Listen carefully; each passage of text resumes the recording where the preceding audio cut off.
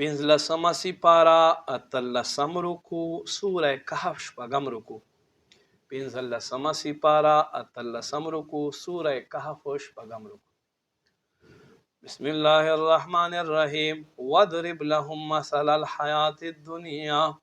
اے محبوبہ بیان کدے خلق د دنیا جند حال کما ان پشان د اوبو انزلنا او چمونګ نازل کړه من السماء الى اسمان فاختلط به نبات الارض پدې سر د زمکه سبزه را پورته شو فاصبح حشیما بیا هغه وګرځید یو وچه غیا تزروه الرياح چوای اوچتوي وكان الله على كل شيء مقتدرا.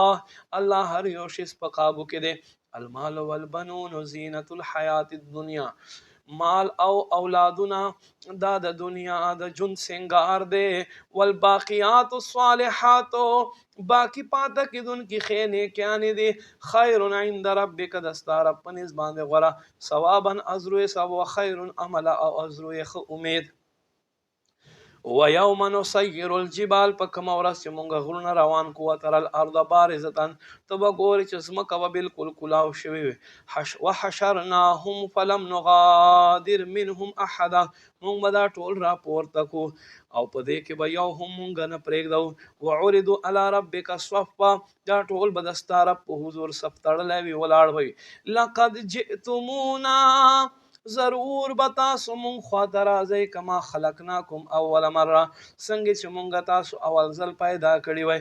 بل زعمتم بلکې تاسو دا ګمانو ان لن نجعل لكم موعدا ادا چې مونږ به تاسو دپاره وعدې وخت نه وي ښودی.